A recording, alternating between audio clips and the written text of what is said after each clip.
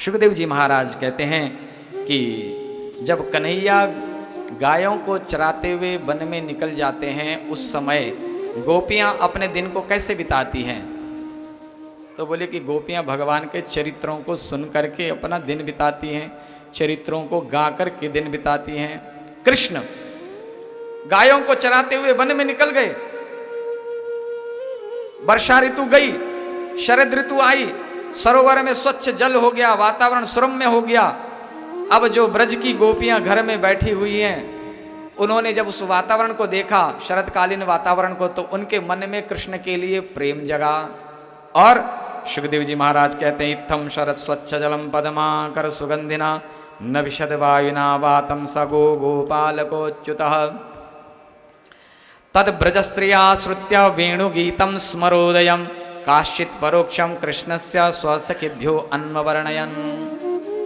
शरतकालीन बेला की उस परम पवित्र उस ऋतु में भगवान श्री कृष्ण ने जब वन में प्रवेश किया तो वेणु का निनाद किया, वंशी को बजाया, बड़ा ही सुमधुर राग छेड़ा कन्हैया ने अपनी वेणु में।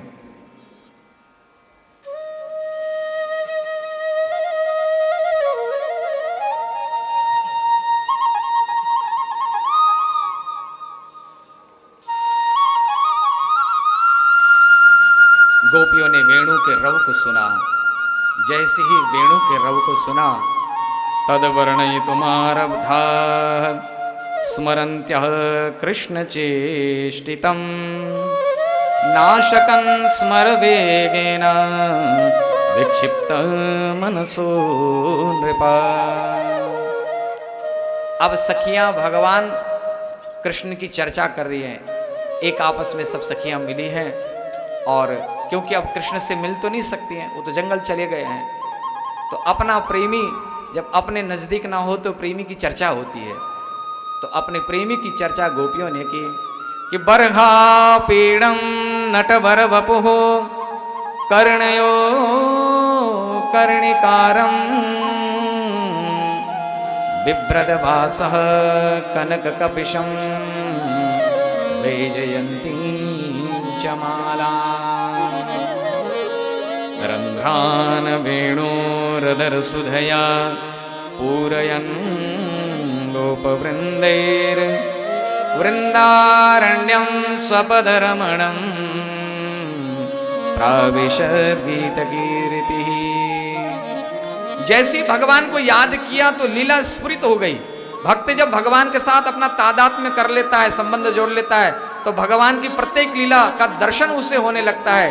कन्हैया वन में है, वन में क्या कर रहे हैं, आज कैसा वेश उन्होंने धारण किया हुआ है और किस दिशा में गए हैं, ये कन्हैया को अपने अंतर मन में दृश्य यह दर्शन होने लगा है। तो सखियों ने कहा, अरे सखी देखो तो सही, कन्हैया ने मोर का मुकुट धारण कर रखा है और पीताम्बर को धारण करा हुआ है और कान में कनेर का पुष्प को धारण किया हुआ है, और बाल सखाओं के बीच में मंडित होकर के बाल सखा जय जयकारी कर रहे हैं उनके, और उन बाल सखाओं के बीच में आगे आगे गैया, पीछे पीछे ग्वाल, बीच में मेरो मदन गोपाल, और वेणु का निनाद कर रहे हैं। कैसी शोभा हो रही है, कैसी दिव्य झांकी है। तो कन्हैया की उस दिव्य झांकी का दर्शन हुआ, और उस झांकी का दर्शन जब इन्होंने पाया तो सब सखियां आपस में बैठ करके अपने भाग्य और उस वन के भाग्य की तुलना करती हैं।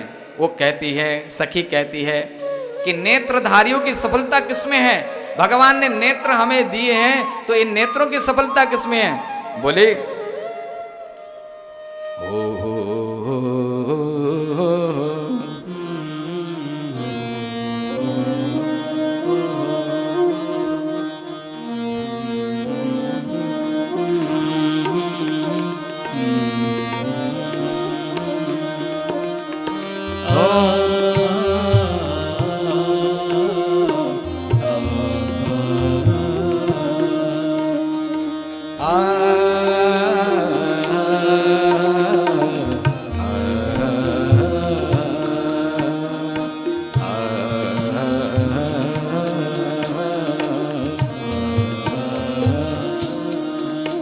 अक्षणवतां फलमिदं न परं विदामः सख्यः पशुननु विवेशयतोर्वयस्यै वक्त्रं ब्रजेश श्रुतयोरनुवेणुजुष्टं यैर्वानिपीतमनुरक्तकटाक्षमोक्षम्।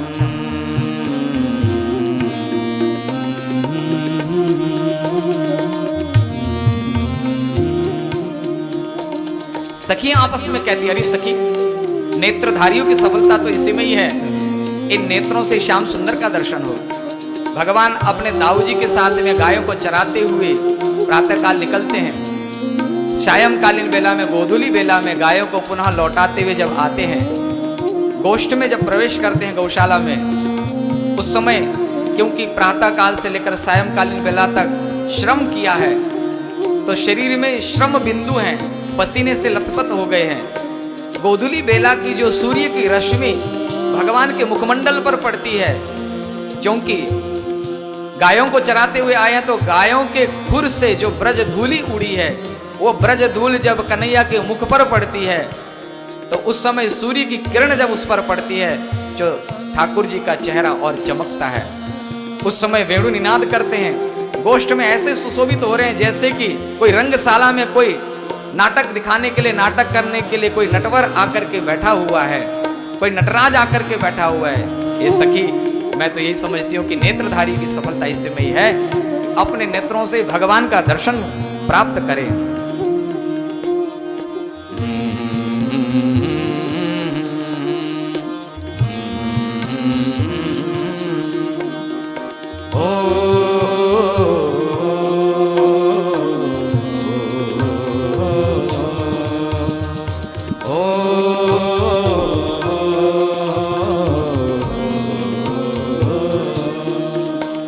वृंदावनं सखि भुवो वितनोति कीर्तिं यद्देवकी स्तुतपदाम्बुजलब्धलक्ष्मी गोविंद वेणुमनुमत्तमयोरनृत्यं प्रेक्षादृशान्वपरतान्न समस्त सत्वम्।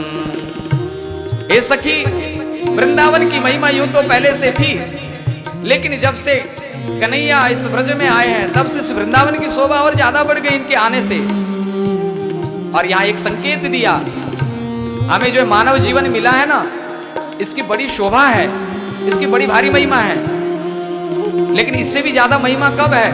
जब इस मानव तन से कोई भजन करता है। ब्रजति गच्छति, ब्रज धातु जाने के अर्थ में होता है, जो अपने इस तन को, इस मन को, अपने प्रत्येक रोम रोम को, अपनी आत्मा को जब भगवान की ओर जब चलाना शुरू करता है, जब भगवान की ओर बढ़ता है, तो जयति ते अधिकम जन्मना ब्रजा। हे प्रभु, ते जन्मना ब्रजा अधिकम जयति। आपके जीवात्मा के अंदर जन्म लेने से जीव जब भगवान का जब भजन करता है, तो मानो सोया हुआ भगवान प्रकट हो जाता है, जन्म ले लेता है, तो ब्रजा अधिकम जयति, तब उसका शरीर और भी जयति, जय को प्राप्त होता है, संसार में उसकी पूजा होने लगती है। साधु महात्माओं की पूजा क्यों होती है? क्यों संतों की पूजा होती है? भगवान से ज्यादा मान आदर मिलता है संतों को, भगवान से ज्यादा पूजा होती है भगवान के भक्तों की। क्यों?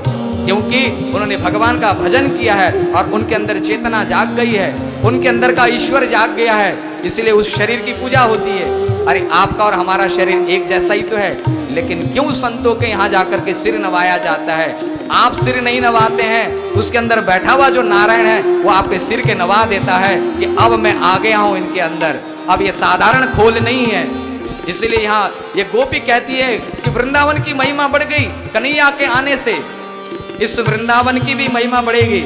अपने तन को वृंदावन बनाओ, इसको नरक मत बनाओ, इस तन को संवारो, इस मन को संवारो, इस चेतना को संवारो, प्रत्येक इंद्रियों को संवारो। ये मानव तन ऐसी फोकट में नहीं मिला है, अरे बड़े दुर्लभ से मिला हुआ है, बहुत साधना किया, बहुत तप किया है, बड़े पुण्य से मिला है, बड़े पुण्य पुंज से मिला हुआ है। इसकी शोभा तब होगी जब भगवान का भजन करेंगे। संसार के विषय के भोगों को भोगने से इसकी शोभा नहीं होगी, भोगों से जब वैराग्य होगा, जब भगवान की ओर बढ़ेंगे, तब इस तन की शोभा होगी।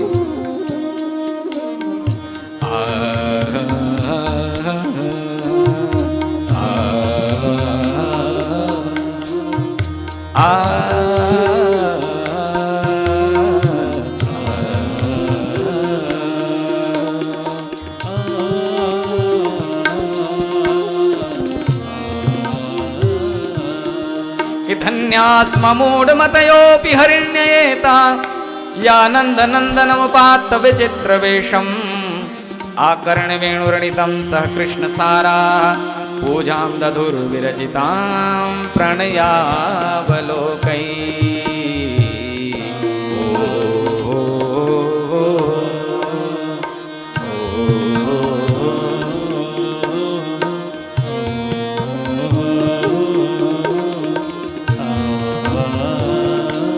एक सखी कहती है दूसरी सखी से, अरे सखी देख तो सही, ये वृंदावन में जो ये हरिण है ना, जो हिरण है, ये जब कन्हैया की वंशी को सुनती है ना तो उनके पीछे पीछे दौड़ पड़ती है, और अकेली नहीं, अपने पति को साथ में लेकर के, अपने बच्चों को साथ में लेकर के कृष्ण की जो वेणु जो निनाद हो रहा है, जो वंशी की धुन आ रही है, उसको श्रवण करने के लिए लालायित होती है, दौड़ती है, कन्हैया का दर्शन करने के लिए दौड़ती है।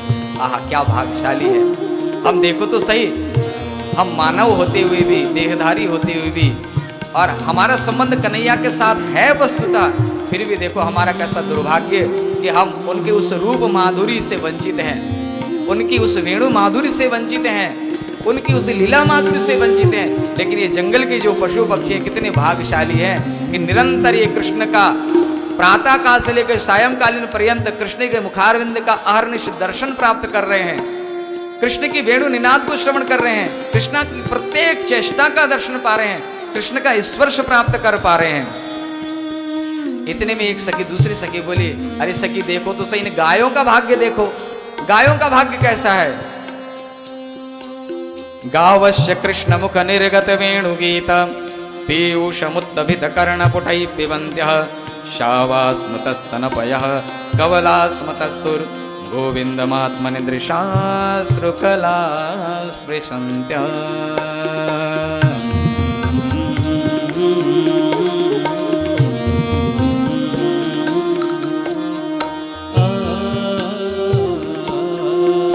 क्या सौभाग्य है, भगवान को टुकुर टुकुर निहारे, और इन गाय के जो बछड़े हैं माँ का स्तन पान कर रहे हैं, दुग्ध पान कर रहे हैं। लेकिन जैसी कन्हैया की वंशी बजी, वो वेणु का रव कान में गया, अब जो दूध जो मुंह में लिया था न वो अंदर को निगल पाते हैं न बाहर को उगल पाते हैं। टकटकी लगा करके कान को मान लो जैसे कान रूपी दोने, इनके कान मानो दोने हैं, और उन दोनों में भगवान की जो वेणु माधुरी है, वो वेणु माधुरी का रस प्रवाहित हो रहा है। कर्ण पुटों से उस वेणु माधुरी के उस रस को ये पान कर रही है मंत्र मुग्ध होकर के, और एक टकटकी लगा करके श्याम सुंदर का दर्शन कर रही है। कितनी भाग्यशालिनी है ये गैया, ये ब्रज की गौएं कितनी भाग्यशालिनी है, कन्हैया श्याम सुंदर का दर्शन इनको सुलभ हो रहा है।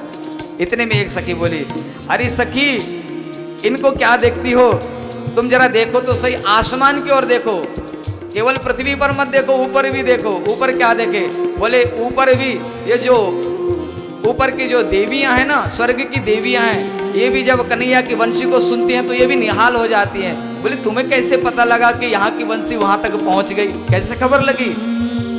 वो भी जब कृष्ण की वंशी को सुनती हैं तो मंत्रमुग्ध हो जाती हैं, भाव विवल हो जाती है, उनको भी एक प्रकार का मद चढ़ जाता है। तुम्हें कैसे पता लगा कि उनको भी मद चढ़ गया कृष्ण की बांसुरी को सुन करके। बोले कि ऐसे निमग्न हो जाती हैं कि इनके जूड़े में लगे हुए जो पुष्प है ना, वो टूट टूट करके जब बिखरते हैं तो वो पुष्प पृथ्वी पर आकर के गिरते हैं, इस धरा पर गिरते हैं, और इस सुगंध से पता लग जाता है, क्योंकि ऐसी सुगंध यहाँ की नहीं, वृंदावन की सुगंध से हम परिचित हैं, ये कोई देव सुगंध लगता है। उनकी निवि खुल जाती है कृष्ण की वेणु को सुन करके। ऐसा मनोरम इनका वेणु का निनाद है, ऐसा मनोरम इनका रूप है, ऐसी मनोरम इनकी वाणी है। सखी क्या कहें कन्हैया के बारे में। इतनी एक सखी कहती है, अरे सखी देखो तो सही उन बादलों को, क्या हुआ सखी, देखो देखो कैसे बादल कन्हैया की ओर आ रहे। देखिए अभी गोपियां वहां वन में नहीं है, गोपियां घर में ही हैं, लेकिन वन में क्या दृश्य चल रहा है वो यहाँ बैठ करके देख रही है। देखो तो सही कन्हैया को बहुत तेज की धूप लग रही है। जब बादलों ने जाना कि कन्हैया को बहुत तेज की धूप लग रही है तो बादल कन्हैया के ऊपर छत्र बन करके आ गए कि मेरे श्याम सुंदर को, मेरे प्रभु को ताप नहीं होना चाहिए। और बादल धीरे धीरे मंद मंद मानो वो छोटी छोटी जो फुइयां होती हैं मंद मंद बरस रहे हैं। क्यों बरस रहे हैं? मानो ऊपर से पुष्प वृष्टि कर रहे हैं कि ठाकुर जी आ रहे हैं तो उनका स्वागत होना चाहिए। आहा क्या मनोरम दृश्य हो रहा है। इतने में एक सखी कहती है, अरे सखी देखो तो सही इन गिरिराज जी को, इन गोवर्धन नाथ को देखो तो सही। कि हंताय मद्रिरबला हरिदास वर्यो यद राम कृष्ण चरण स्पर्श प्रमोदः मानं तनोति स गो गणयोस्तयोर्यत् पानीय सूयवस कंदर कंदमूलै। ये गिरिराज जी कितने भाग्यशाली हैं, श्याम सुंदर की सेवा में सदैव तत्पर रहते हैं और श्याम सुंदर के जो भक्त हैं उनकी सेवा में भी तत्पर रहते हैं।